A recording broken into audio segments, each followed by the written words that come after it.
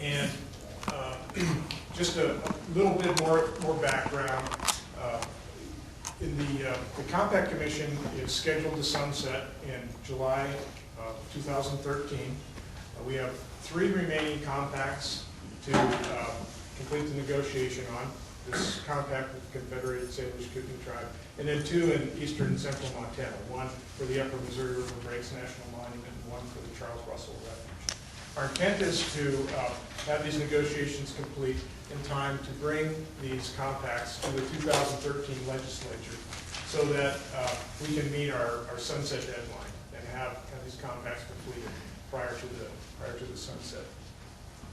So with that, I'm going to turn it over to Jay, and he is going to, Jay Weiner, a staff attorney for the commission, and he's going to give some background information on this proposed compact and ordinance. Thanks, Bill. Hope you all can see okay. Thanks very much for coming out tonight. As Bill said, my name is Jay Weiner. I'm a staff attorney with the commission. What we are here tonight is talking about the proposed water rights settlement that we are trying to conclude with the tribes and the United States and the state of Montana. There are really 3 tent poles to this settlement. One is the compact document itself, which is the document that would quantify the tribe's water rights and set forth the conditions on the exercise of those water rights. One is a unitary management ordinance, which would only apply on the Flathead Reservation. There is a curious jurisdictional issue on the Flathead Reservation when it comes to water rights these days. Because of a series of Montana Supreme Court decisions starting in 1996, the DNRC does not have regulatory jurisdiction on the Flathead Reservation to permit new water rights or to issue authorizations for changes in use. One of the things that we are doing as part of this settlement is proposing to fill that regulatory vacuum with a water management board, which would be a joint tribal state entity to regulate water on the reservation. None of that has any bearing off of the reservation. It is exclusively on the Flathead Reservation. The ordinance, which we're going to touch on, applies only on the reservation, not off the reservation at all. One of the things that is unique about the negotiations with the Confederate Salish and Kootenai tribes, as distinct from the other negotiations with Indian tribes in Montana that we've done in the past, is that there is language in the treaty that the tribes have with the United States, the Hellgate Treaty, that has been interpreted by courts because this language occurs in treaties across the Pacific Northwest. The CSKT, or the easternmost tribe with this language, its tribes with this language in its treaty, to bring with it the right to protect non-consumptive in-stream flows for fishery purposes. And so there are off-reservation components of this compact as well, which is the primary reason that we're down here in Thompson Falls tonight. Most of the water drainages in western Montana are implicated in one way or another by this settlement. Specifically, we've got the lower Clark Fork Basin here, and as Seth will talk about later in somewhat more detail, the reason that this compact implicates the lower Clark Fork Basin is that the proposed settlement calls for the establishment of an in-stream flow right for the tribes on the main stem of the lower Clark Fork River. And Seth will talk more about that water right later on. A little bit north of here, up in Kootenai, again, when we were up in Libya on Monday night, the compact also calls for the recognition for the tribes of a main stem in-stream flow right on the Kootenai River as well. The conditions on the Kootenai and the Clark Fork and lower Clark Fork in-stream flow rights are identical, and Seth will cover those in a little bit. Question, why do we need a settlement? Why are we here doing this? Why do we drag you out here on a Wednesday, I guess is what we're up to. We've been doing this pretty much nonstop since Monday. I'm losing track of days. I apologize. Ultimately, it stems from the fact that in 1979, the Montana legislature instituted the Montana General Stream Adjudication, directed the Attorney General to file suit in the newly created Montana Water Court to require everyone in the state of Montana claiming a water right that existed prior to 1973 to come in and file their water rights claims. That adjudication also contemplated adjudicating the Indian and Federal Reserved water rights claims in Montana. Federal Reserved water rights sit in an awkward tension with water rights arising under state law. As those of you who have water rights are familiar, in Montana, there's 2 major attributes to a water right. It's the priority date, which is the date you first put that water to beneficial use, and the right is the amount of water you actually use. Your right's measured by beneficial use, so it is the date you start using that water, and what you have a right to is how much you actually use and no more. These Federal Reserved water rights are not measured by beneficial use. They have priority dates, but the priority date associated with the federal reserved water right is the date that the land, whether we're talking about an Indian reservation, a national forest, a national park, a Fish and Wildlife Service refuge, was taken out of the public domain and reserved for a federal purpose. So in the case of the CSKT with the Flathead Reservation, that's July 16, 1855, which is the date of the Hellgate Treaty. It's a very early priority date in Montana, one of the earliest dates that there is. The other complicating factor about these federal reserved water rights, as I said, they're not measured by use. There is, and this is what the US Supreme Court has given us in a case that arose in the early part of the 20th century off the Fort Belknap Reservation in north central Montana. But there is sufficient water reserved to satisfy the purposes of the reservation. For things like the Forest Service, for the Park Service, we could go back to the organic acts that Congress passed creating those things to look at an articulation of purposes. For Indian reservations, that is a much more difficult inquiry. And the choice that was facing the legislature, as it wanted to see those rights decreed in the adjudication, was whether we should litigate those rights or whether we should try to negotiate those rights. And the legislature made the choice to create the Compact Commission to negotiate those rights to avoid litigation. Wyoming is sort of the poster child, our closest poster child for litigation. They began fighting with the one reservation they have in Wyoming in the early 80s. They are in one way, shape, or form still at it. That Montana chose to go in a different direction. Bill mentioned we've concluded 15 settlements. It has been, we believe, a largely successful approach. The proposed settlement really has two critical goals. It is, as our statutory task that the legislature set for us, a quantification of the tribe's water rights. At the same time, the reason this is a negotiated settlement and not a litigated one is that in the course of trying to reach that, we look at what the goals are to achieve out of the settlement, what the risks you might face in litigation are, and how to come to a reasonable compromise that recognizes the tribe's legal entitlements to water alongside protecting existing users who've developed their water rights under state law and who've been beneficially using water for potentially 120 years. And so that is the balance that we strive to strike in all of our settlements. It is the one that we believe that we have struck here, which is why we are taking this proposed settlement out for public comment. So this settlement, it proposes to recognize the tribe's rights to protect existing uses by tribal members of the tribal water right, as well as protecting existing uses under state law. In addition, those last two bullets really just pertain to on-reservation because of that jurisdictional limbo that I mentioned. Off-reservation, down here and in the rest of Montana, the Montana Water Use Act continues to control. DNRC continues to have the authority to permit new uses and changes. So those last two bullets do not really apply to the off-reservation communities. Again, there's a little bit more detail about the settlement. It will recognize in-stream flow rights for the tribes, and again, that goes back to the language of the Hellgate Treaty. In addition, it focuses on the on-reservation irrigation project to try to find ways to make it a more efficient water user, because one of the sources of potential conflict is between the tribe's in-stream flow rights and the irrigation uses on the reservation. The tribes, the Flathead Joint Board of Control in the United States, have been working for some time to try to pull together a water use agreement to deal with the allocation of water as between the in-stream flow rights and the irrigation project water rights. That agreement is not yet concluded. We are optimistic that it will be done so in the near future. If it is not concluded, that will likely cause some difficulty for us in moving this forward, because that is a significant part of the protection for existing users that needs to be in this agreement. There are funding sources that come with these settlements. The state will contribute to this settlement. We generally benchmark our contributions in proportion to the benefits that we secure for state law-based water rights holders.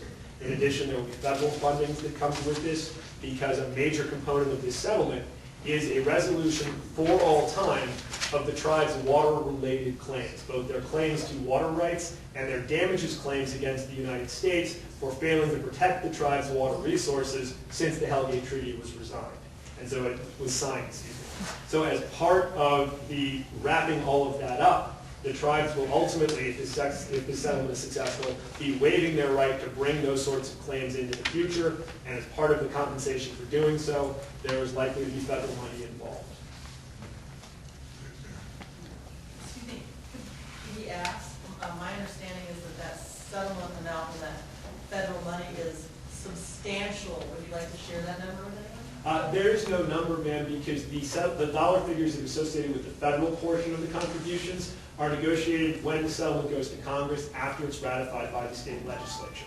There are a range of settlement values that have occurred in the West in various settlements. In Montana in particular, the smallest was the Fort Peck Tribe settlement, which actually had no federal dollars because of the unique structure of the compact. The most recent Montana settlement approved by Congress was the Crow Compact in 2010. That was a $460 million federal contribution. And my understanding is that the Crow Compact is minuscule compared to this one. I would not agree with that characterization of it. Each tribal situation certainly is unique. The fact that the CSKT have extensive off-reservation claims as well as on-reservation claims is something that differentiates them from the Crow tribe, and ultimately a major portion of this is the negotiations between the tribes in the United States over the monetary value associated with the legal claims that the tribes would be giving up. That's the primary driving force behind the funding. You gave us the value of the most recent settlement. What is the largest settlement? The Crow settlement is the largest in Montana at 460. The Blackfeet settlement is currently before Congress for consideration. That settlement is in at a $591 million ask. It is unlikely to come out at that number. Crow went in at 560 and came out at 460. Rocky Boy, by contrast, was a $35 million federal settlement. There are a settlement in Idaho, the next per settlement was $193 million federal dollars. There was a Gila settlement in Arizona that was, depending on how you value the debt forgiveness to Central Arizona Project water users, $800 million, $1 billion. Arizona's a different place than here. Ultimately, it is the resolution of legal claims. Most of the rest of this deals with on-reservation issues. One of the major things that we've argued for, as I touched on, is the protection of existing water users, and that is true both on and off the reservation. As a baseline matter, the tribes are agreeing as part of this proposed settlement to relinquish their right to make calls against any non-irrigation user, period. If you've got a domestic use, a stock use, a municipal use, a commercial use, an industrial use, your life is completely unaffected by this settlement because the tribes cannot exercise their rights to make call against you. As it pertains to the lower Clark Fork in-stream flow right, I think Seth will talk about this. There is a theoretical possibility that that right can be enforced against main stem irrigators. And again, Seth will talk about that more. We'll be happy to get into some questions about that. But if you do not have an irrigation right, you are 100% blanket protected. Seth, do you want to take over at this point? Surely do. Good evening. Again, my name is Seth Makepeace. I'm the hydrologist of the Salish Kootenai tribes. And what I'm going to do, I'm going to kind of step through the basis of why the tribes have both on and off reservation water rights. And I'll try to move to so you guys can see a little better. And I'm also going to then catalog through and go through, kind of tick off the elements of the tribal water rights. So this slide is a touch out of order, but what this slide refers to, is what we call the Flathead System Compact Water. And tribes, through their the state, tribal, and federal effort to protect existing verified uses of water, tribes are fundamentally foregoing future uses of water on the reservation, which is typically an element of a federal reserved water rights settlement. The tribes are entitled to a block of water for future development to preserve the purposes of that reservation. Through the effort to protect existing uses on the reservation, that block of water isn't available because of the extensive development of water resources on the reservation. So the federal government, to solve, to try to find new blocks of water to keep existing users whole and then also meet the future purposes of the reservation, it's quite typical for them to look to federal storage reservoirs for a block of water that can meet that future use. That occurred on the Crow and Northern Cheyenne compacts with a block of water out of Yellowtail Reservoir. It occurred for the tribes on the High Line with a block of water out of Tiber Reservoir. The Flathead System Compact Water is a block of water out of Hungry Horse Reservoir in the main stem of the Flathead River, north of the reservation on Flathead Lake, and then the Flathead River down to Perma. The characteristics of that water right are that there would be a slice of Hungry Horse Reservoir, 90,000 acre-feet of water that would be allocated to the tribes through this compact. Then the total water right, including that 90,000 acre-feet, would be 229,000 acre-feet of water, either combined out of Hungry Horse Reservoir or out of the Flathead River system. Of that block of water, 120, I know this is like we kind of landed here and go into this Greek language, but go ahead. Yeah, I wanted to know, could you give us a little clearer definition of what an acre I certainly of could. water I is? certainly could. Yeah, an acre foot is basically 1 acre of land buried under 1 foot of water. So it's 43,560 cubic feet of water. It's a football field 1 foot deep. Okay. Basically it is. So 90,000 acre feet is 4.5 feet of storage out of Hungry Horse Reservoir. And the Hungry Horse Reservoir is a 3.2 million acre foot reservoir. So that gives you a sense of that. Yeah. Question, is the tribe going to take over Kerr Dam? You know what, that's still going forward, right? We totally want to address your questions. I think the flow of the meeting would go a little better if we could. I only have about 10 slides to go through. The whole intent is to get through my 10 slides and then allow you guys to go with questions for as long as we need to go. This will be my, we've been long meeting in Polson, just came from Hot Springs, so I won't be pushing the slides too hard. If you really need to ask a question, I'm happy to take it, but I think we just have a better flow of a meeting if we did it that way. I don't have many slides. Yeah. And just to kind of summarize this compact water and to let you guys understand, there are 2 types of water rights that we're talking about here. One type is a consumptive water right, where the water is actually utilized and consumed. For example, in irrigation, where the water actually goes out through the plants and is transpired, it's consumed.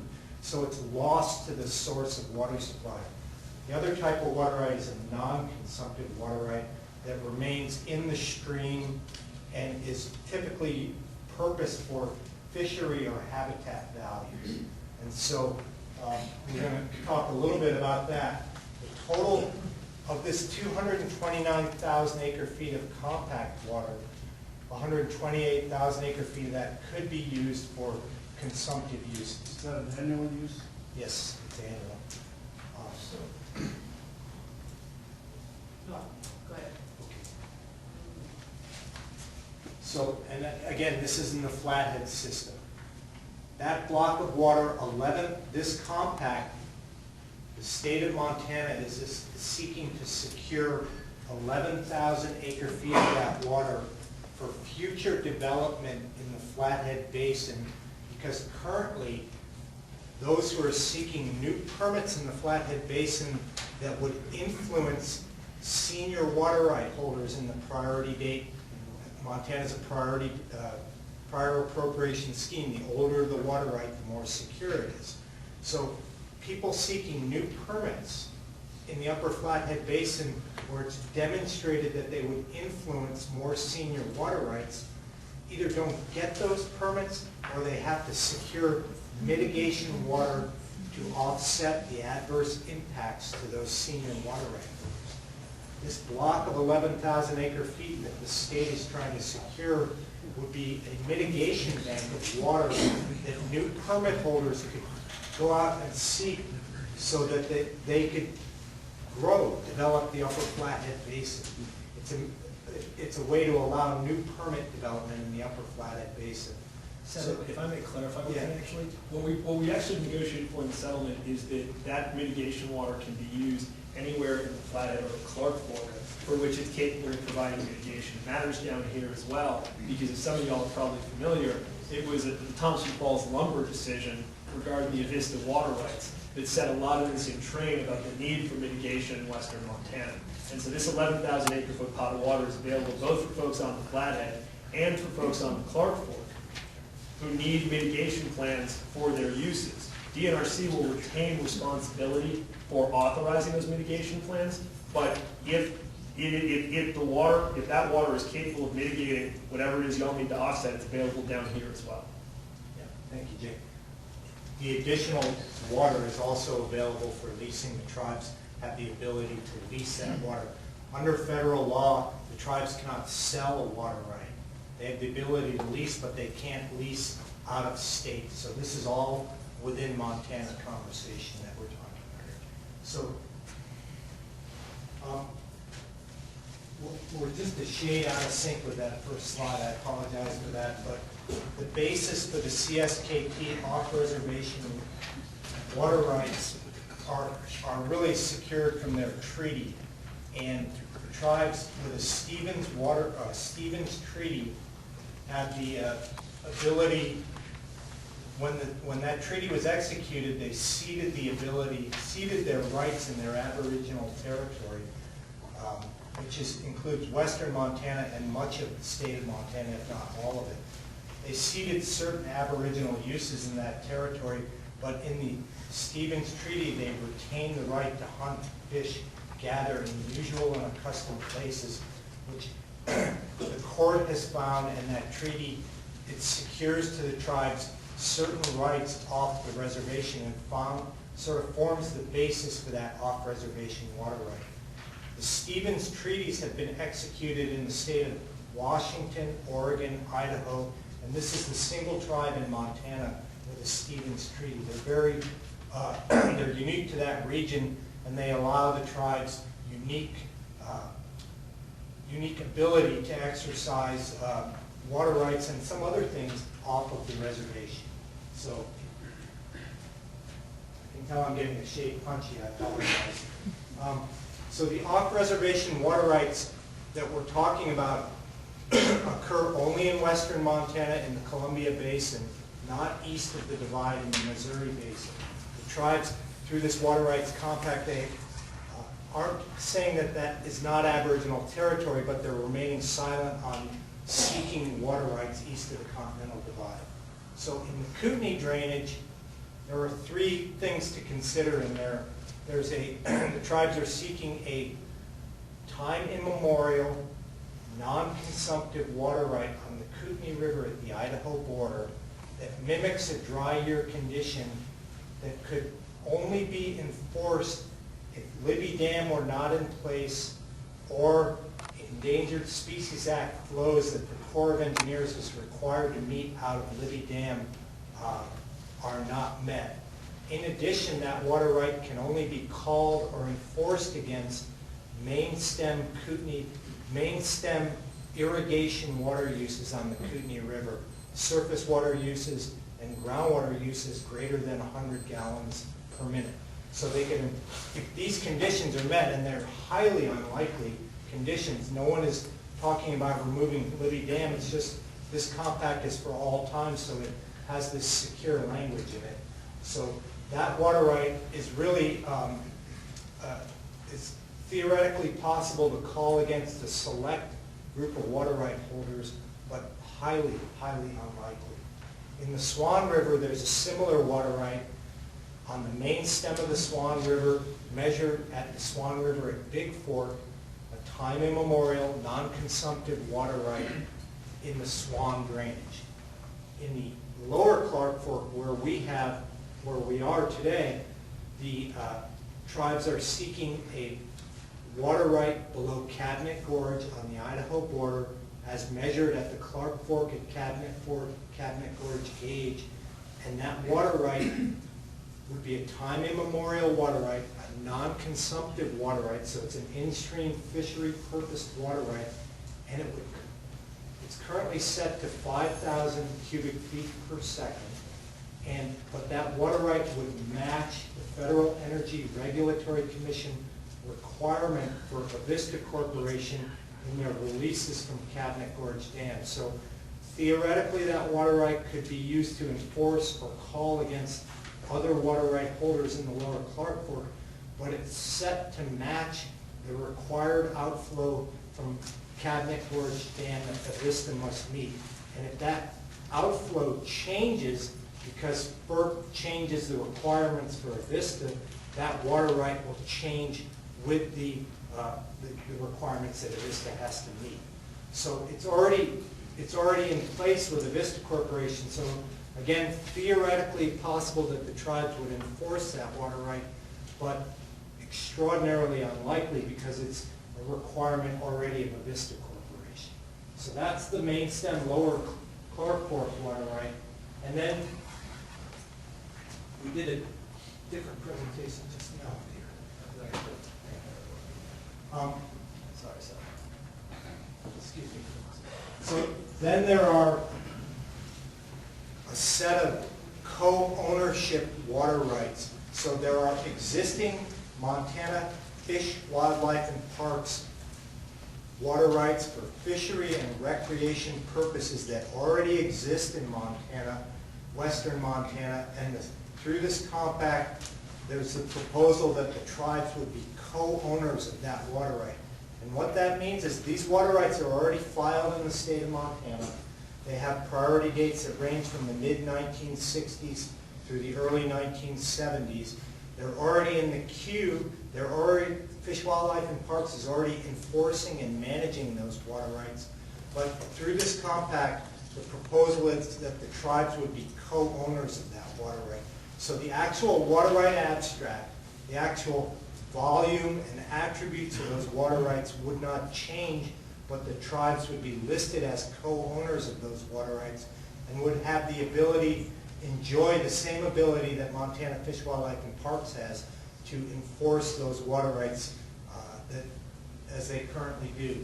And those co-owned water rights in the Kootenai drainage are on the Tobacco River and Young Creek, so that's up in the Eureka area. Both of those drain right into Lake Kootenai.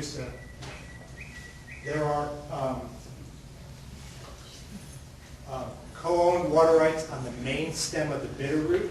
They're called Murphy water rights. So there are currently Montana Fish, Wildlife, and Parks water rights on the main stem of the Bitterroot. That the proposal is for the tribes to be co-owners of those water rights. And then on the Flathead system, the south, middle, and north forks of the Flathead and the main stem of the Flathead, there are existing Fish, Wildlife, and Parks rights that the tribes would be listed as co-owners of. And then on Rock Creek, which is a tributary of the Clark Fork, and then The Rock Creek is east of Missoula, Yes. north of here. Drummond, excuse me, yeah, the Drummond area, yeah. So that Rock Creek there, and these are already existing water rights on Rock Creek in the Drummond area, existing Fish, Wildlife, and Parks water rights. And then in the Sealy Lake area, there's a chain of lakes there, Clearwater Lake chains, and those are recreation purpose water rights to hold the lakes at a certain level, and the tribes would be listed as co-owners of those water rights. These rights basically would be adjudicated or finalized either through this compact or through the water court process in the state of Montana. I don't think we need to dwell on that one, but basically these co-ownership water rights, they don't endow onto the tribes any management responsibilities. They would have the ability, as does Montana Fish, Wildlife, and Parks, to enforce these water rights. Fish, Wildlife, and Parks is very, to my knowledge, I believe, quite aggressive in enforcing these water rights already, and has been for a number of years. So I don't know what the tribes would do in addition to that. They're vigilant on watching our water rights. But it doesn't endow on the tribes any fisheries management through the water right. They may have other ways to participate in fisheries management. They do have other ways. But this water right doesn't endow any management authority onto the tribes off the reservation. Sure. And the tribe doesn't have to support any of this, they, their funds, the money they're gonna get to help develop these areas. You mean help? They're gonna have water, but they're not gonna be responsible for any, say, cleanup or anything. Well, Montana Fish, Wildlife, and Parks, with their water right anyway, has no, their monetary responsibility is if they want to enforce that water right, then they try to enforce it. So they don't have any cost other than part-time staffing to enforce that water right. So that would be the cost the tribes would bear with that also. This is the ownership of water rights like any other person owns a water right in Montana. It is the exact same set of rights and obligations that come with that water right. Just because you own a water right in a particular stream does not impose on you any discrete obligation for the environmental quality of that stream, for example. And as it pertains to these fish, wildlife, and parks state law-based water rights that we are proposing to have co-owned, that is true as well. They will remain state-based water rights with all the attributes of state-based water rights. No, I'm not talking about irrigation, I'm talking about lakes and stuff like that, stream, recreation. It's the same deal, though, that anyone who has a recreation right in a water body, in a lake, and plenty of private people in Montana have filed recreation claims as well, that water right by itself simply goes to the ability to keep a level of water in that lake. It does not, water rights do not bring with them any other environmental responsibilities by virtue of being a water right owner. And so this is simply the same as any other water right owner in the state of Montana. So if we dual ownership, so does one have to have permission of the other? No, we addressed that in the compact. The dual ownership in this context is exactly the same as if you and your brother inherited the right from your dad. It's one right with two owners. If you all agree on how you want to use the right, that's terrific. If one of you wants to make a call, for example, to exercise the right and the other doesn't, then the one who wants to make the call has the independent ability to do that. And that is going to be true as between Fish, Wildlife, and Parks and the tribes under this proposed settlement as well. That if FWP wants to make a call and the tribes don't, FWP has the ability to do that, and the converse is true also. What happens though with the dual rights if FWP and the tribe decides to make different, has a different opinion about how it should be handled? And the property owner, or the person seeking those rights is left in the middle and has to litigate both parties? That is actually exactly the same scenario as would occur with any other jointly held water right in Montana, which is that whatever the enforcement mechanism would be, and in Montana, and this is true for these off-reservation water rights as well, the tribes or FWP would have to go to district court to seek an enforcement action, and it would be in that enforcement action that the tribes and FWP, even if they're at cross purposes, need to figure out who's going to be called. Because this co-ownership does not in any way double the right. It is a single right with a single flow rate or volume associated with it. The tribes can't say, we want to call our 700 CFS of this water right, and FWP says, we want to call our 700 CFS of this water right, and make a call for 1,400 CFS. That doesn't work with a total of 700. And so ultimately, because of the difficulties of going into district court and proactively seeking an enforcement action, that is the practical check on making sure that they're sorting out how to use it in tandem. Because we have a tribal hydrologist here, and we'll have a state hydrologist here, and so if people interpret what's going on, There's with no real different room. information. There's not a lot of room for interpretation with this. It's a yes/no switch. The water right, for example, would have a flow rate of 700.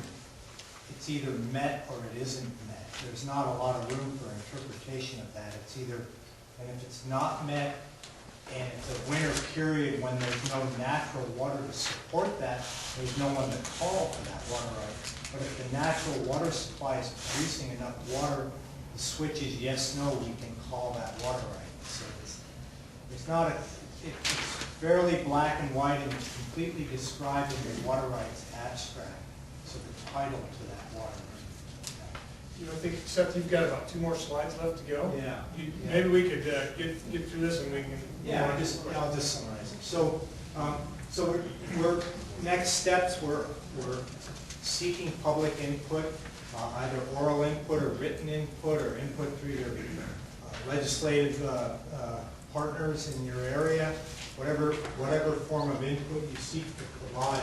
However, on December 19th, the Montana Reserve Water Rights Compact Commission will be voting whether or not to take this compact forward to the 2013 state legislature. So that's a date that's looming out there. And the elements of this compact again include the actual compact, which describes the tribal water right and the conditions surrounding that water right, a unitary management ordinance for how water rights will be administered going forward on the reservation, and then a yet to be fully executed agreement between the tribes, the federal government, and the federally owned irrigation project on the reservation. The Flathead Indian irrigation project. And that's very close, but there are still a few outstanding points that we're trying to work through on that. So that, the Compact Commission will be voting on that on December 19th. Hopefully, we hope that that will pass forward because we think we have a fairly balanced agreement here that was negotiated out. Who thinks that it's fairly balanced? The parties to the agreement. Are we, the people, non-tribal, part of that agreement? I'm just curious. So are we just now being informed, we're just now getting comments? Are we all, the whole time this has been going on, have we been at the table with you guys? Yes, ma'am, we have. This is the Compact Commission and through public meetings we've been holding on a monthly basis for the last 5 years. We've been holding public meetings ongoing for the last 5 years. In Sanders County? Not in Sanders County. Not in Sanders County. In Mineral County? On the reservation predominantly, and then the state has been out. So not in Mineral County, not in Sanders County? And yet it affects all of us then. Very much so. The only way that it affects you down here is through the recognition of that in-stream flow rate on the lower Clark Fork. That's the one piece. Let's finish up, then we'll make sure we get to everybody's comments and concerns. So if it passes through the Compact Commission on the 19th, it would go to the 2013 legislature. What the legislature does with it, we don't know. If it does pass the legislature, then Congress has to approve this compact. And if Congress approves this compact, then it comes back to the tribal council for final approval. That would be the effective date of this compact. Tribal Tribal council. We don't have nothing to say ourselves other than legislative. Yeah, the legislative process. I can see you guys getting the water rights on the Flathead, but that's it, no more. Well, let's get to that. Let me just finish my last slide. Okay. And then pre-1973 water rights and this compact, if it's executed, then would go to the state water court for final decree. So if you choose to provide written comments, I'll put this slide back up. But what we brought today are compact disc CDs of the compact and the appendices. We brought a summary document, and we brought hard copies of some of the ordinance and compact materials. If you choose to provide written comments, we'll leave that address up for a little bit. Seth, it's on the page 6 of the summary. It's also on page 6 of your summary, so opportunity to provide written comments. Again, in summary, for the lower Clark Fork, a couple of months ago, within the proposed compact, there was a category of elements of the compact that were called basin restrictions, and those were going to be caps on future development within the basins that were identified in the Swan, Kootenai, and lower Clark Fork drainage potentially. Those have been entirely removed from the compact. Those did not pass, they just didn't survive the negotiation process. Those have been entirely removed from the compact. So in the lower Clark Fork Basin, the only off-reservation water right and that the tribes are seeking in their aboriginal territory here, and they have extremely strong history of use here, particularly the Ponder 8 water in the lower Clark Fork drainage. The only water right that they're trying to secure is the water right downstream of Cabinet Gorge, which matches the Avista requirement under their FERC license. Seth, is that mentioned in here, or has it been taken out of this? I didn't write the summary, so. The basin requirements are not addressed in there at all because they did not survive as part of the settlement in response to public comment we received about them. They're Just like we didn't hear it then, okay. Yep. Yeah, Well, they're gone, done, dead. Bill, So I'm going to moderate this question and answer comment section of this presentation, just so everybody gets a chance to get their words in. And we won't leave here until everybody's had everything to say that they want to say. So, Y'all are free to go at any point. yeah. Yeah. Jennifer Fielder, Senator-elect, District 7. I was at the meeting in Hot Springs earlier today. It was a 3-hour meeting. I want to let you know these people are working hard and they've been through meetings all day. So ask your questions, but and you may not agree, but keep in mind they've had a really long day. Okay. The question, yeah, I'm sure you probably have. The question I have that I thought that I picked up in the earlier meeting was that there would be some effect on groundwater use down here in the Clark Fork area. The groundwater piece of that is that in terms of the category of rights that are theoretically susceptible to call, it is surface water irrigators from the main stem of the lower Clark Fork, and it is groundwater irrigators whose source is hydrologically connected to the main stem of the lower Clark Fork. Those are the categories of rights that are not blanketly protected from call. All other water rights are completely off the table for call. So, sorry, and for the groundwater, for groundwater, if you're below 100 gallons per minute for irrigation use, that is also exempt from call. So it's surface water irrigators and groundwater irrigators with a flow rate greater than 100 gallons per minute. That really concerns me in an irrigator. In my case, I got 1,000 questions I'm looking at. I really do. First of all, Mayor, we probably pass it around a little bit to give everybody a chance. That's good. I hope everybody asks right. I guess we got a limitation on the below the dam here, 5,000 CFS. Is that's a FERC minimum requirement anyway? Right. That's right. Why are we? It's like. What are we even talking about? What we have here, let me pick up on also what that gentleman was saying before about the on-reservation versus off-reservation distinction. The language in Article 3 of the Hellgate Treaty, which speaks of the tribes reserving the right to hunt and fish in a usual and custom location, as Seth was saying, shows up in a bunch of treaties that Washington Territorial Governor Isaac Stevens, that's why they're known as Stevens Treaties, signed with tribes in Washington, in Idaho, and Oregon. Particularly out of Washington, that language has been litigated. Tribes have asserted water rights based on that language. States and other water users have opposed them. The Ninth Circuit Court of Appeals and the United States Supreme Court have both held that that language does in fact bring with it the ability to protect water for in-stream flows off the reservation. And downstream of it. Correct. Upstream, downstream, anywhere that the tribes were their usual and accustomed fishing locations at the time the treaty was signed.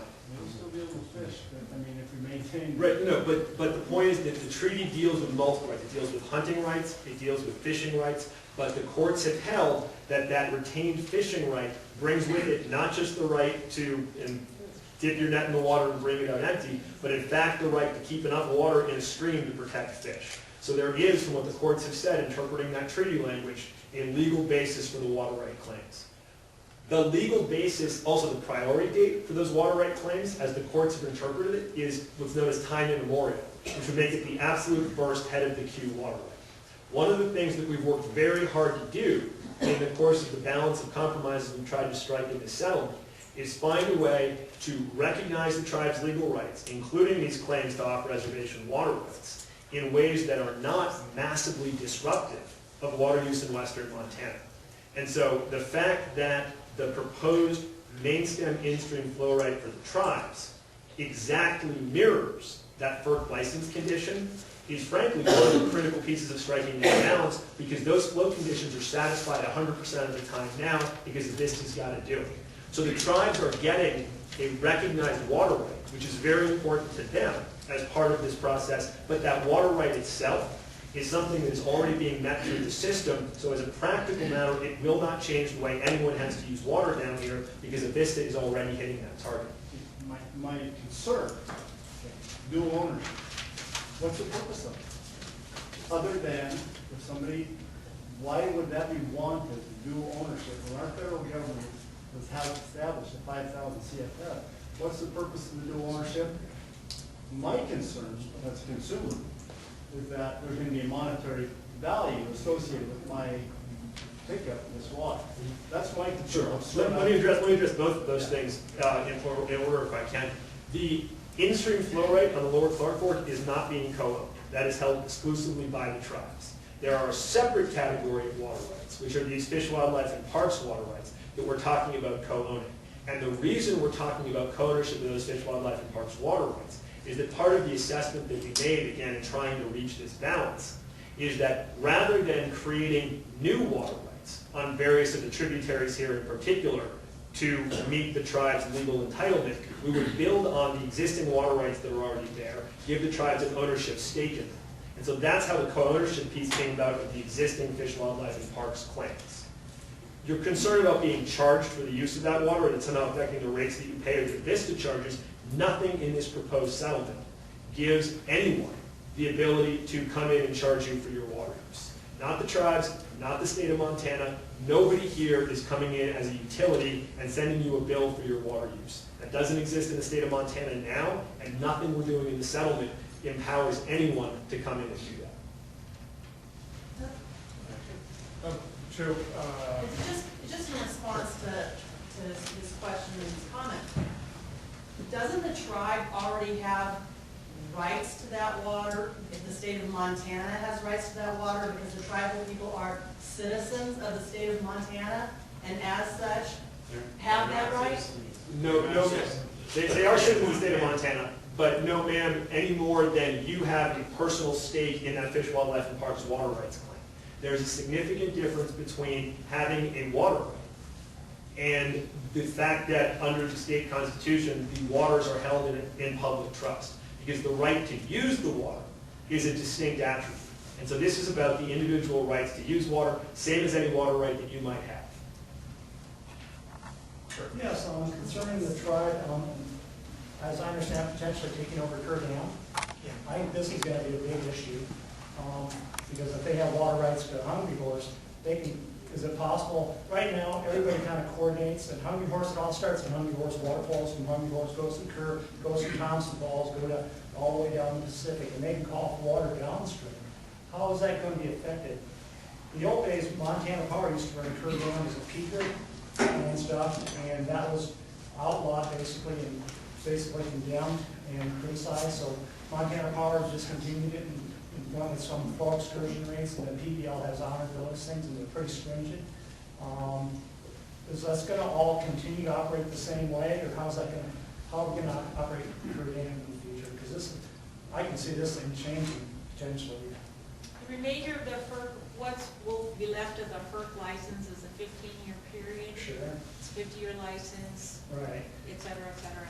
So the 15 years that the tribes will operate under this license, we have to follow the conditions that are in the license. Okay. And load following is a condition, that is no peaking, certain discharges from Kerr Dam are required on a daily basis. Step down, there are all kinds of environmental conditions that we have to comply with during that period of the license. If the license changes, and I doubt it, you know, well, it's always possible. But the Federal Energy Regulatory Commission is much more environmentally aware and puts those kinds of conditions on license renewals. So for 15 years, same deal. After that, it's a new decision. Yeah, then public comments are going to have a fair amount to say about that. Let me also be clear, though, that the fact that the tribes are going to acquire those Kerr Dam water rights is a consequence of the conditions on the FERC license from the last renewal of that license. That is not some new thing that we are doing through this compact. The reference in the compact to the Kerr rights are simply because as the tribes are going to waive the rest of their water-related claims, we needed a reference to that in the compact to make clear that that waiver does not mean they're waiving their right under the FERC license to take those water rights. In addition, the tribes would have to, they would have to coordinate under what's called the PNCA, Pacific Northwest Coordinating Agreement, which is how all of the dams are balanced to optimize for power development and different resources. They wouldn't be able to not be, they would still continue to have to be a partner in that PNC coordination agreement. And so balance their Kerr management with the resources at downstream and at Hungry Horse and at Libya. They wouldn't, that would continue on. Okay, who's next? Sir. You have, you stated that you're going to maintain this, want to maintain this 5,000 cubic feet per second down to Calvert Dam. Okay, how does this compact going to affect side streams, your tributaries? It does not at all, because it is a main stem right only, and the tribes do not have the ability to make call on anyone on any of the tributaries. All of the tributaries to the Clark Fork, everyone on those tributaries is wholly protected from any exercise of the tribe's water right. There are no new water rights being granted on those tributaries. There are no limitations being put on future development on those tributaries. They are completely unaffected by this settlement. Follow up, sir? Then, okay, that's great, but let's take, for instance, we have an extremely dry year, a drought period, and the in-stream flow at Parkport River falls below that 5,000 feet. And we have a series of dams along there, you got Knoxon Dam, Thompson Falls Dam, and so on. And they have a peak power need and so on and so forth, and they're running the power through.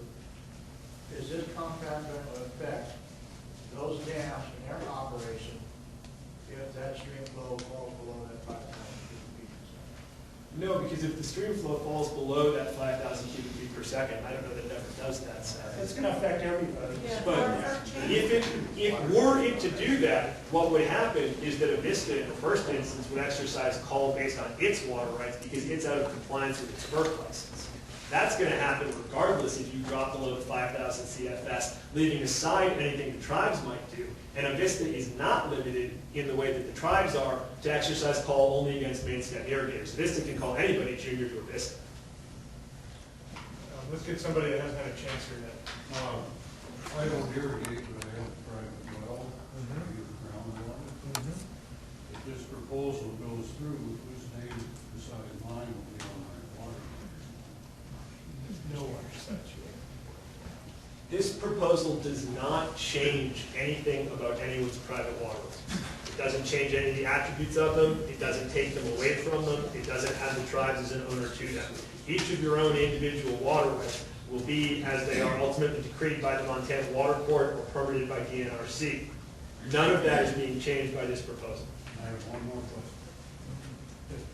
This is, it's been 150 so years, and this hasn't come up until now. Right.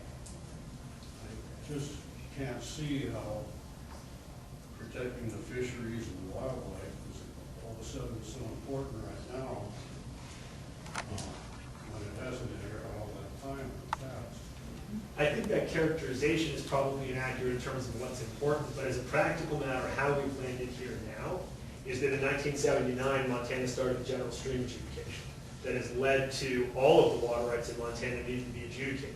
So you all filed your claims in the adjudication by 1982, or the late claims by 1996, and Montana has been, the water court has been slowly grinding through the various basins. In tandem with that process, the Compact Commission has been trying to grind through our obligations to reach these equitable quantification agreements with all of the tribes and federal enclaves in Montana. We've done 15 of them. This is one of our last 3 to go. So as a practical matter, it takes time to work through some of these things. That's why we're here now. It does not have to do with whether things are more important or less important in time. And the fact that it has been 155 years since the Hellgate Treaty, or 157 years since the Hellgate Treaty was signed, as a water rights matter, is not a legally significant fact. Because these federal reserved water rights, unlike state law-based water rights that you all are familiar with, federal reserved water rights, as a matter of federal law, are not lost for non-use. They are not subject to abandonment in the way that state-based water rights are if you don't use them.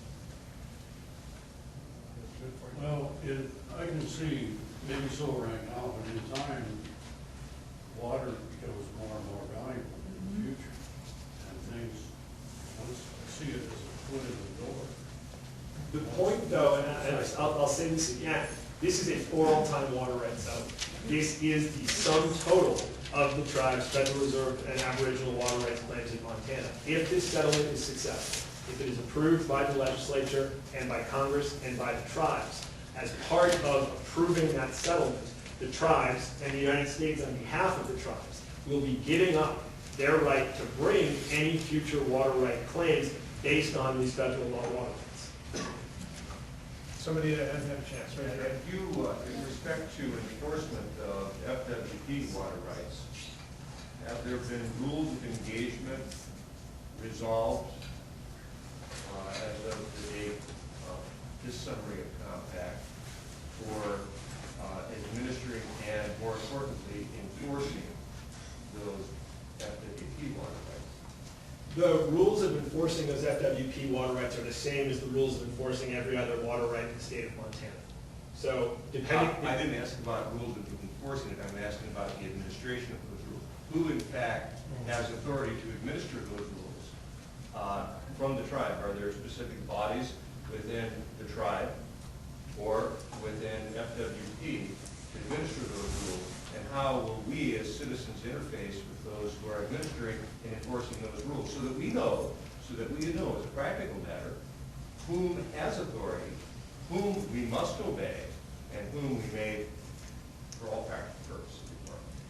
When you talk about enforcing rules, that's where I'm having some confusion with you, because they're not rules to be enforced by the tribes or FWP, there are water rights. So your question about ultimately who is... Well, there are administrative rules for enforcing those water rights. You must know that there are administrative rules for enforcing that. I mean, you agreed with the tribe for co-ownership. You must at least resolve the rules for administering that. The rules are as they are for every other water right holder in the state of Montana, which is that state law applies. But this is new business. No. This is an existing water right and is a state law-based water right, and the rules that apply to these co-owned water rights with fish, wildlife, and parks are the same. Is new business. Co-ownership, no, we are adding an owner to the right that is not a new concept in Montana. If you and your brother inherit the water right from your dad, y'all co-own that water right. This is between This two effectively different bodies. No, for all intents and purposes, this is the same as personal ownership.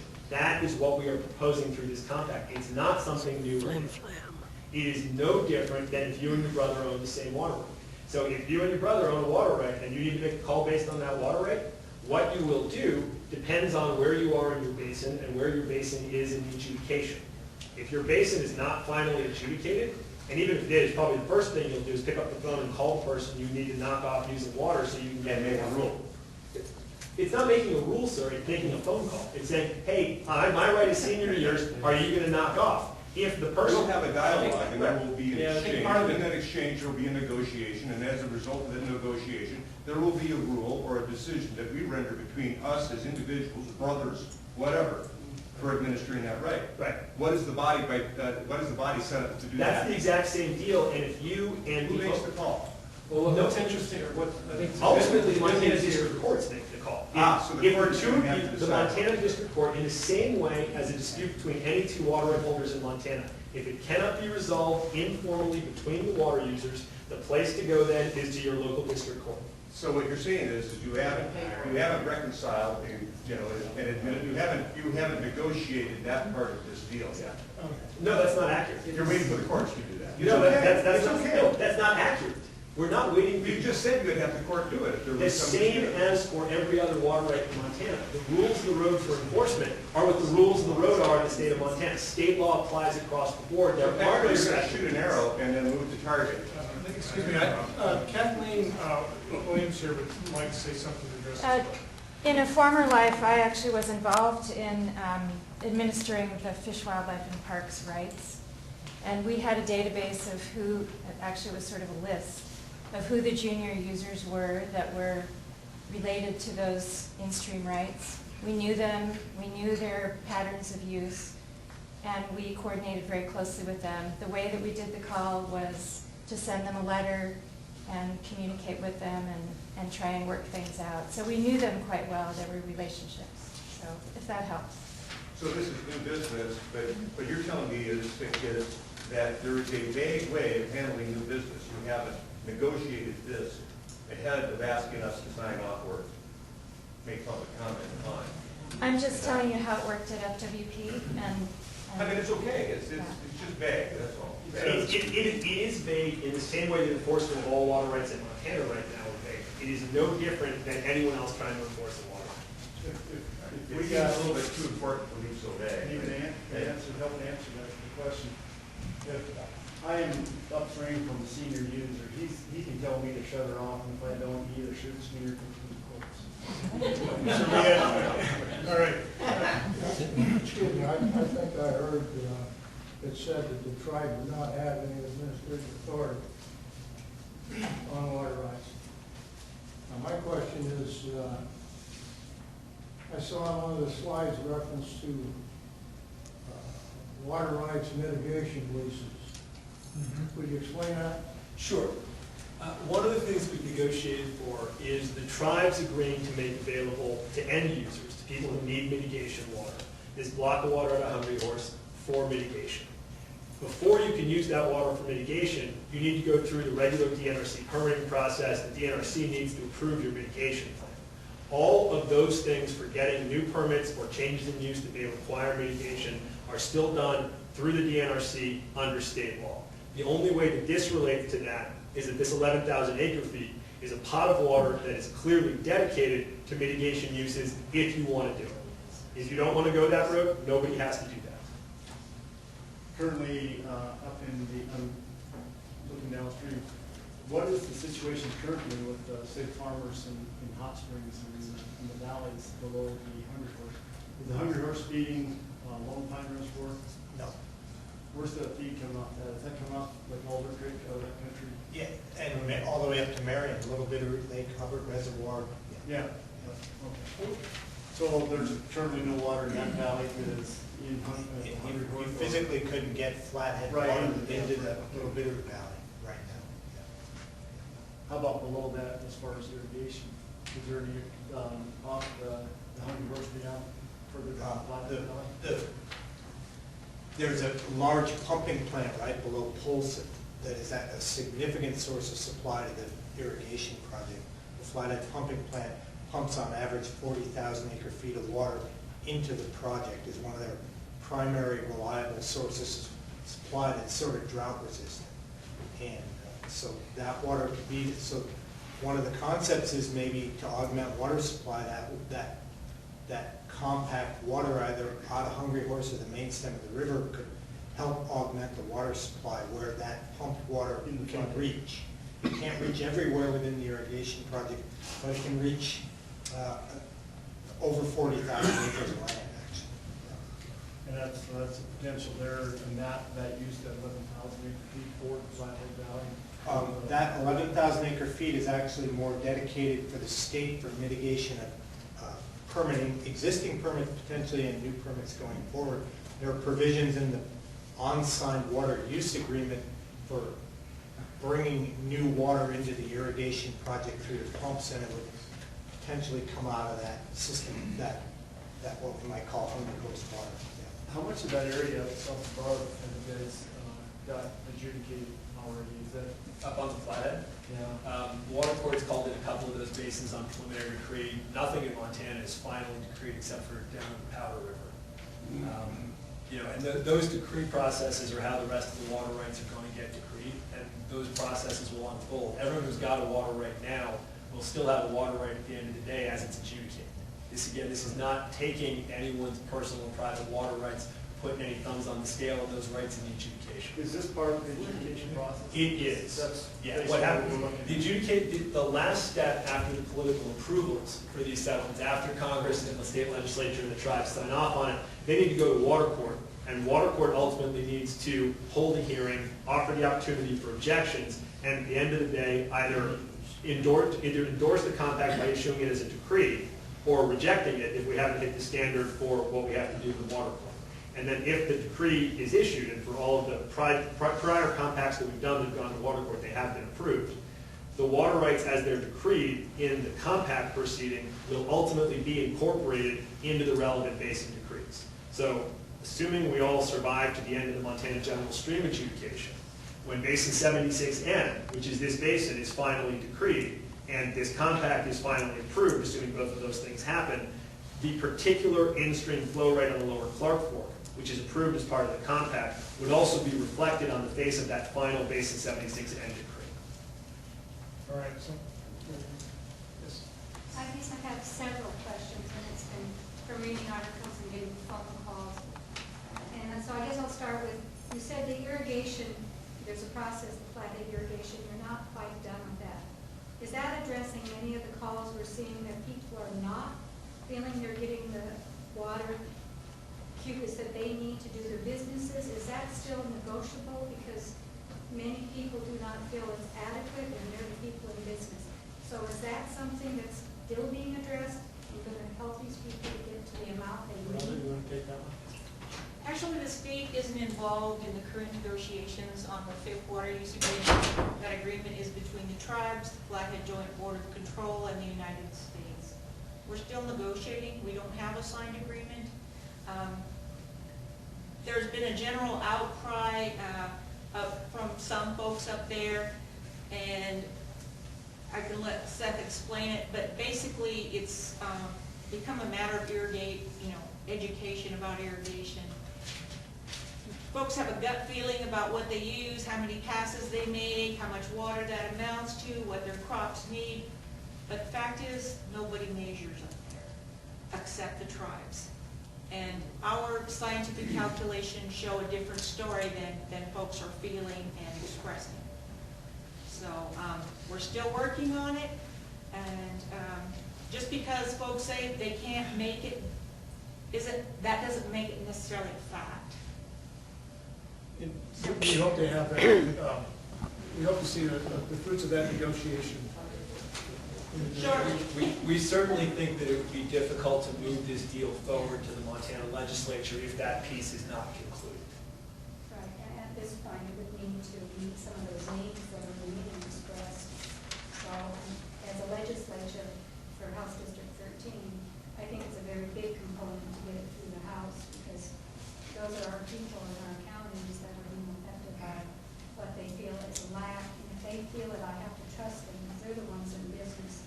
So I'm hoping that the minds and the doors are open to try to move that to a more acceptable cubic per inch, or whatever you want to call it, because that is been my business. I think there are people that could protect them as well as the tribes having their own rights protected. So I hope that door is still open. Yes, it is. We don't have a signed agreement. We're working through things, but again, folks don't have a good idea of the water they're using now. The annual quotas for each of the divisions that are set based on the forecasting and what kind of water year it's going to be, almost always be below 1.4 acre feet. I still, again, I hope that you listen to the people, because they've been in They do know. business. They do know, so please They do know. try to work with that, not sometimes gut instinct and knowledge and knowing the land serves a lot better than just the scientific data. But that's, Okay, this gentleman, I'm sorry. Well, You got the gentleman in the back. I'm an irrigator on the Flathead Reservation, and I have 350 acres under the project. And surprisingly, I do know how much water I put on per acre. And how do I know? I know my nozzle size. I know how many times we go over a field. I have to answer to my ditch writer on that. I'm paying $11 an hour for pipe changers. Believe me, we're not doing more than we should. We're trying to minimize everything we can. It's very expensive. I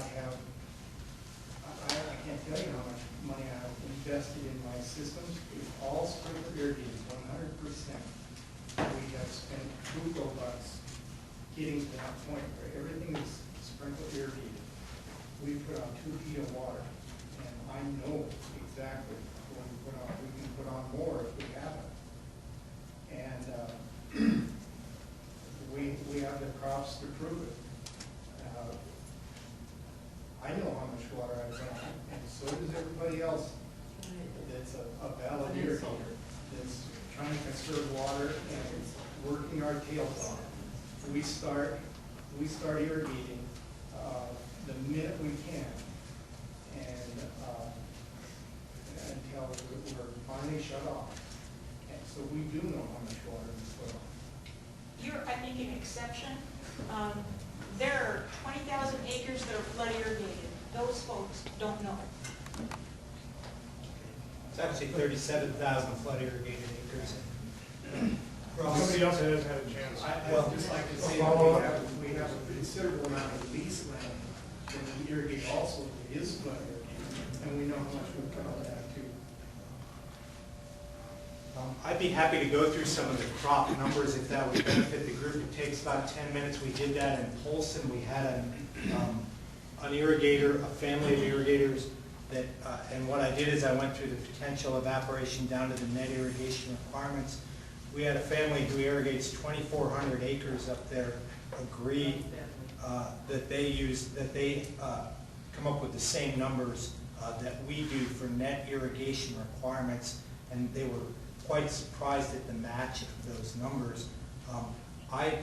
I believe that you may, you know, I've seen your ranch. I believe you measure your water. I think it's inaccurate after working on the irrigation project for well over 20 years now to say that most of the irrigators know what they've used. And even if they do know what they've used, it's important to understand we're in an allocation of water. There has to be some common ground between the tribes on met in-stream flow water right needs and other water right needs, the irrigation project water right needs. There are many people that irrigate and irrigate beyond the beneficial needs of that crop. The irrigation project and the on-farm efficiencies, and I'm not saying for the unique individual that's here, but it's a 130,000 acre irrigation project. It has very low overall efficiencies, in the 30 to 40% range efficiencies, and many irrigators on that project apply water that is not beneficially used by the crop. In other words, it runs off as wastewater at the end of the fields, and our measured estimate of that is that it's approximately 8,500 to 11,000 acre feet of water per year. Just a second. And then a lot of it just infiltrates into the ground. I'm not saying that's applicable to every irrigator, but we've documented. The tribes actually have a tremendous measurement network on the streams, reservoirs, canals, and laterals on the project. A very robust database out there. So I'm not just speaking from the hip here, I'm speaking from empirically measured information. Again, individuals may have unique circumstances, and you would like to finish your thoughts. I live in Dixon, and our land is extremely sandy, and we raise alfalfa, particularly for that reason. My veterinarian that I work with in Drummond, he says, "Why are you raising alfalfa?" He hates alfalfa, and I said, "This is all we can raise." I mean, he thinks that grass is the answer to all issues with scours and such with calves. I said, "I have to raise alfalfa. We are under such a limited amount of water. That's the only crop that I can make work here on this sandy soil." I guess my final question is, why am I going to be penalized down to 1.4 acre feet because somebody else is squandering water? Shouldn't the people that are trying hard, spending money? There's a couple things to that. One is the irrigation project. We've been here, the irrigation project, it's the Mission Valley, Jocko Valley, Little Bitter Valley. The elevation changes dramatically through that valley, and there are microclimates all over that valley. The irrigation project has tried for the since 1908, they set a uniform quota for their irrigation service areas, and they try to apply the same amount of water to each of their users, basically. And so the representatives of the irrigation project have tried to preserve that quota system. The latest iterations of the water use agreement, we have gone and we have tried to, in the Dixon area, we've reduced way down the Rebate Creek in-stream flow, and we've increased the allowance to be diverted into that area to try to accommodate a unique issue in that area, to try to accommodate flexibility. We've done that in the Little Bitterroot Valley to the extent we can, the Moe East Valley to the extent that we can. We've also, in the latest version of the water use agreement, and by latest I mean like the last week or so, we've allowed a provision that as, number one, in the original drafts of the agreement, the farm turnout allowance was intended to be met at the effective date of this compact, the effective date being when it goes through legislature, Congress, and then the tribal council. Then the farm turnout allowance of 1.4 was intended to be met. We are counter-proposing to the joint board that that farm turnout allowance be deferred out for a period of time. So a period of time out there. In addition, we've introduced the concept that on a periodic basis there would be an ability to evaluate that farm turnout allowance and just adaptively manage and react, just understand if it's working or not. So we tried to introduce some elements to revisit that weren't in it until recently. Previously, it was the minimum enforceable in-stream flows and the farm turnout allowance were the bookends to this allocation of water. The other thing that I think, again, the Dixon Bench is a little unique because the lower Jocko River has a pretty large stream flow, but on the Flathead Reservation, there are 130,000 acres under the federal irrigation project, and there are almost 30,000 acres of private irrigation on the Flathead Reservation. And as early as the 1940s, it's documented that there are more, this is before the tribes were trying to exercise in-stream flows, it was documented that there is more irrigation than the available water supply. There was an overdevelopment of irrigation, if you think globally across the reservation.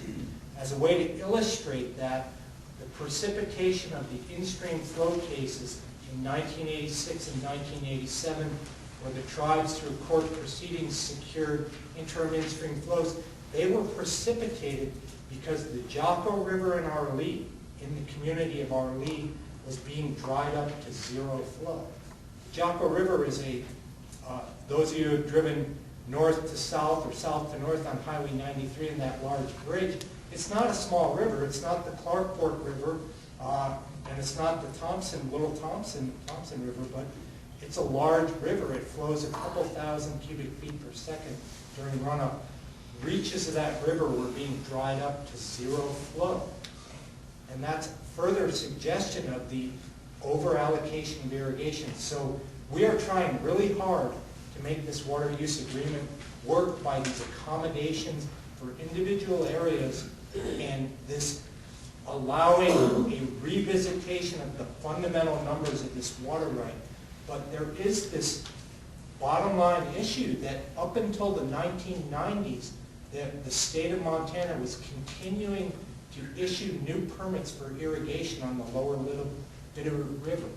There are 55 miles of river on the Little Bitterroot River on the reservation, and the last, from Hot Springs down to the mouth, the river barely flows, and at the mouth, it often doesn't flow during the late summer months. And as recently as the 1990s, the state of Montana was issuing additional irrigation permits.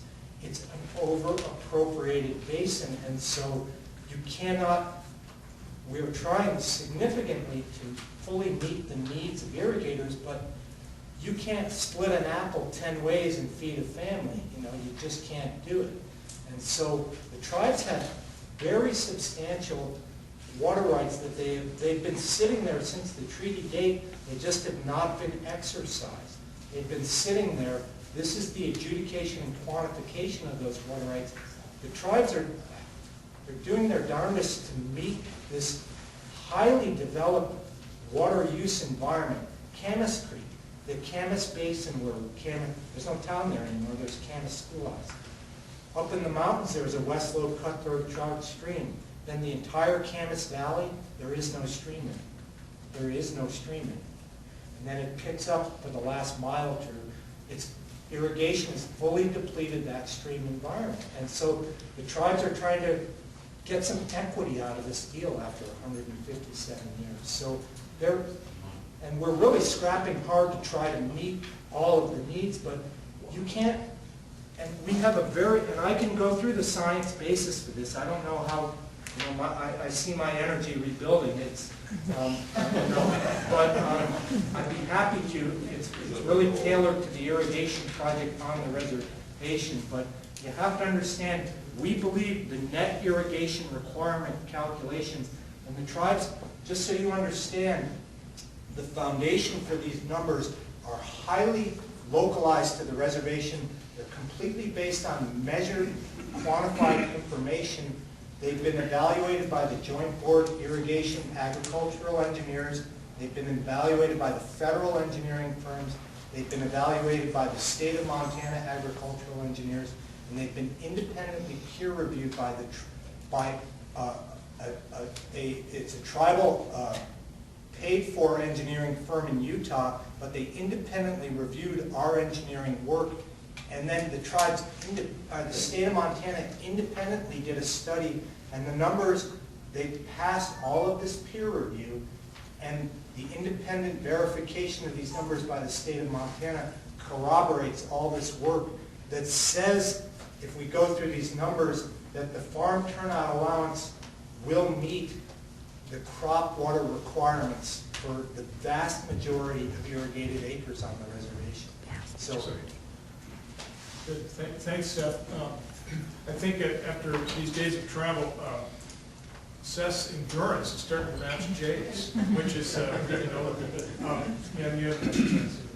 This all sounds, really nice, and the numbers, you talk about numbers, and these geniuses, these people that know what they're talking about. And yet I wonder, has there ever been a time when all these so-called experts sit down and try to farm a piece of land and make a go out of it? Every time, it seems like these experts start telling these people how to run their farm, how to run their business, how to do this, how to do that. It never works. our lead engineer, These people who have worked the land all these years and provided the food that you go buy, and yet you're taking these numbers and saying that these people don't know what they're doing. My dad went to OSU, and he was in the ag department, and he used to come home and say, they're educated idiots, because they don't know the first thing about running a ranch. They would say, take a newborn cow, put him in a nice warm stall, and invariably that cow would get pneumonia. something you'll find out about engineers. I'm not done. Excuse me. Because they're not sitting in an office figuring numbers. They're on the land, they're working the land, they know what they're doing. And for you guys to come in here and tell these people that they use too much water is a real insult. I can't believe that. And it's not, all you gotta do is look at history and look what happens when the government comes in and intervenes and doesn't let people live their life like they're supposed to live it. It fails a country and destroys a people. Yes. And these who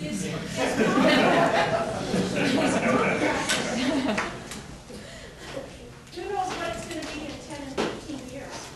Like you said, you're sticking the door in there for more control, more and more This adjudication would federal occur. control because of all the money that's going to be brought in from the federal government. This adjudication would occur whether it was on the reservation or not. This is a statewide process that is going to occur irregardless of being on the reservation or not. And one thing, the people I work with, and if you work with state of Montana agricultural engineers and hydrologists, me being a complete exception, there's an unnerving amount of them that are from central and eastern Montana ranches, and you go to state government, and they're all from central and eastern Montana ranches, and they all grew up irrigating land, and they all have their fingers in the dirt. And so, calling us educated idiots is a misconception on your part. I did my dad did. Yes. I have three questions. One, Seth, in the earlier presentation, I believe you said that you would be protecting the wetlands as they exist today, correct? Yeah. And so are wetlands created by this over-irrigation? Are there wetland areas you're going to try to keep that are being over-irrigated now? How would that work? This is, again, unique to the on-reservation issue, and we didn't go through the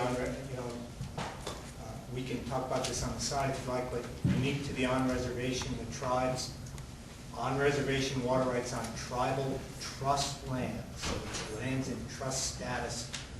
Part of their on-reservation water right would be to preserve the existing pattern of wetlands on trust lands. If through irrigation improvements there are changes to the way these irrigation seepage related wetlands occur, there are intentions explicitly described in the water use agreement to actually take some of the operational improvement water that would go to stream flow and preserve those wetlands without infringing on the irrigation water use the farm currently runs. So there is intention to preserve those wetlands on trust lands out of water savings, but not out of the irrigation water use allocation farm turnout allowance. And then, Yes, I just, the co-ownership on the Lower Norfolk River, why?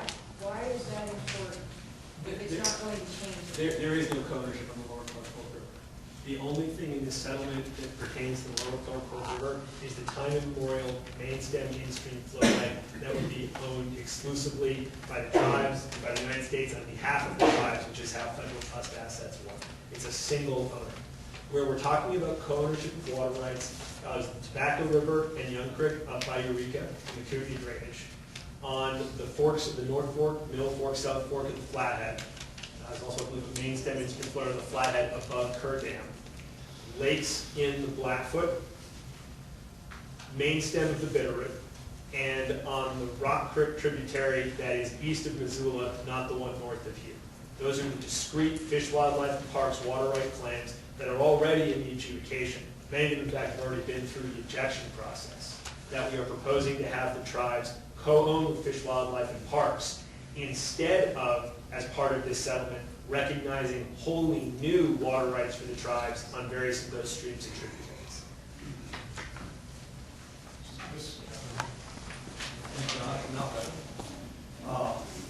In my reading, I saw something concerning, I believe it was the first site, first right, registered originally in 1904, and then it had been reclassified back and changed in 1855.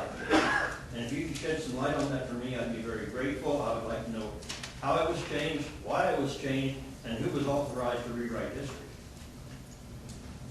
What I think you're probably referring to, and I could be wrong because I'm not entirely sure, but what I think you're probably referring to has to do with the priority date for the irrigation project. That's the only thing that I can think of that remotely tracks with the scenario you just described. There are claims in the adjudication filed by both the Bureau of Indian Affairs and the Flathead Joint Board of Control for that irrigation project. I think that there's some disagreement between the two of them as to who's the proper claimant. Ultimately, they've claimed those water rights under state law, both with the 1909 priority date. What we've done in all of our prior Indian compacts in Montana is recognize that the water rights for Bureau of Indian Affairs irrigation projects on reservations are part of the tribe's water rights that we're quantifying those agreements, which entitles them to a tribal priority date. So that's the piece that's going on about the legal status and the legal analysis as it pertains to the irrigation project water right. The Joint Board of Control endorsed this idea several years ago about doing the project water right as one discrete water right, because otherwise you're looking at the project that has tribal trust lands, which would be entitled to an 1855 date, and homesteaded lands, which might be entitled to a 1909 date or a later date, which would be very complicated for purposes of project administration. So the notion instead was that because this is an Indian irrigation project, that's what the 1904 Act created in the first instance, before it was opened up to homesteaders in 1908, that there is a justifiable legal basis to treat it as one entity with a single priority date. One of the reasons that this fifth water use agreement is so critical is because we are proposing, and the Joint Board is contemplating, treating that project water right as a single water right and as a part of the tribe's water right, is that the Joint Board of Control on behalf of the irrigators believes, understandably and appropriately, that it needs to have concrete, legally binding assurances that the tribes will not privilege one portion of the tribal water right, say in-stream flows, over another portion of the tribal water right, say the irrigation project. And so the fifth water use agreement itself, and the reason it is so critical to making this settlement work, is that that would be the legally operative binding document. And that's why it's being negotiated not by the state, but by the Joint Board of Control directly, as to how those two portions of the tribe's water rights will be allocated in relation to each other. Yes, sir, I would like to prove to you that I have not been paying attention. Here's my question. Why are we, the taxpayers, paying the charge? Yeah. What's the reason? The state contribution to settlement or the federal contribution to settlement? Yes. Why so much? Sure. The federal contribution to settlement, as I talked about before, is largely benchmarked. It comes about in two ways. There are programmatic obligations that the United States has to Indian tribes, and Dwayne, with the Department of Interior, can speak to those better than I can. And then the other piece of the federal contribution is generally benchmarked to the monetary value of the damages claims that the tribes are agreeing to give up against the United States instead of litigating them in the court of claims. The state contribution to settlement is benchmarked against benefits for state law-based water rights that we receive through the compact. The state is paying for the benefits that it receives as part of negotiating so that the tribes do not simply exercise their water rights in priority because those water rights are senior to the state-based water rights. In Governor Schweitzer's budget, and we don't know for sure whether Governor Bullock will endorse this part of the budget, and obviously is ultimately for the legislature to decide. But what Governor Schweitzer's budget calls for is a $55 million state contribution to this settlement. Of that $55 million, $30 million is called for to go directly to the irrigation project for irrigation project needs, including pumping costs, to help make this prospective FIP water use agreement work.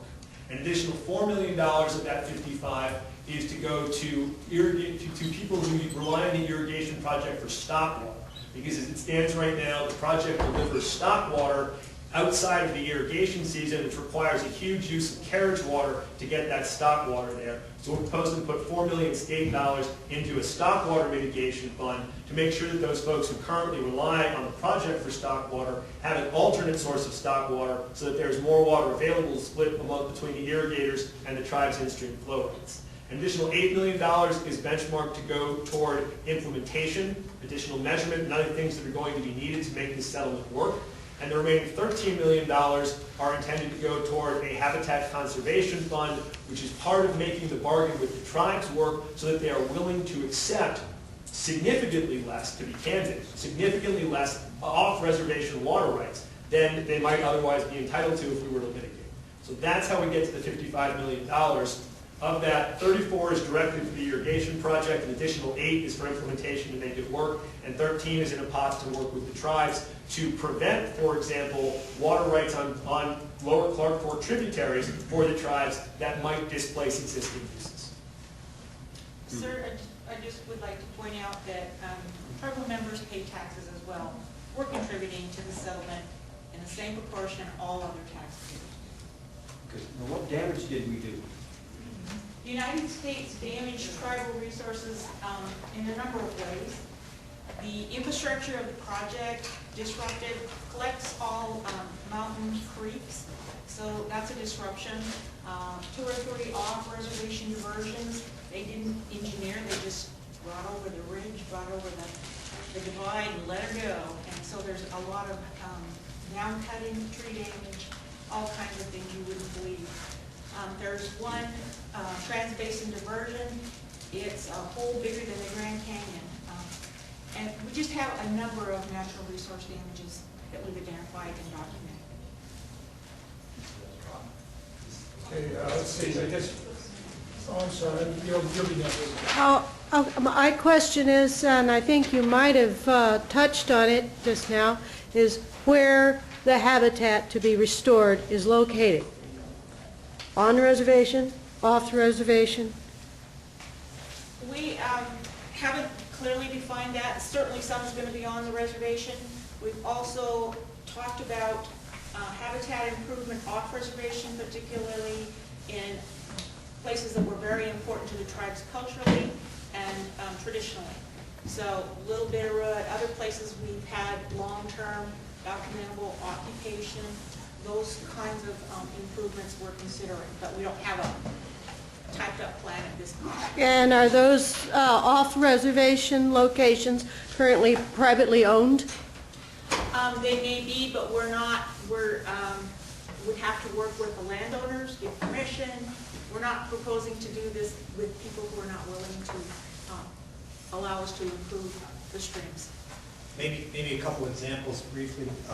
The tribes in the Swan Valley, the tribes for habitat mitigation purchased the mouth of Elk Creek as it drains into the Clearwater River, one of the key bull trout systems in that drainage. The fish ladder at Thompson Falls Dam that went in, they radio collared and tagged a bull trout migrating into the upper Jocko drainage. I think Thompson River Dam went in the, you guys would know, 20s. It's not a brand new dam by any means. First bull trout to make it up into that reach of the, above Thompson from Lake Pend Oreille up towards that reach. Since that dam was closed, they radio collared it, made it all the way to an irrigation diversion in the headwaters of the Jocko drainage, and then died at the irrigation diversion. Made this enormous journey.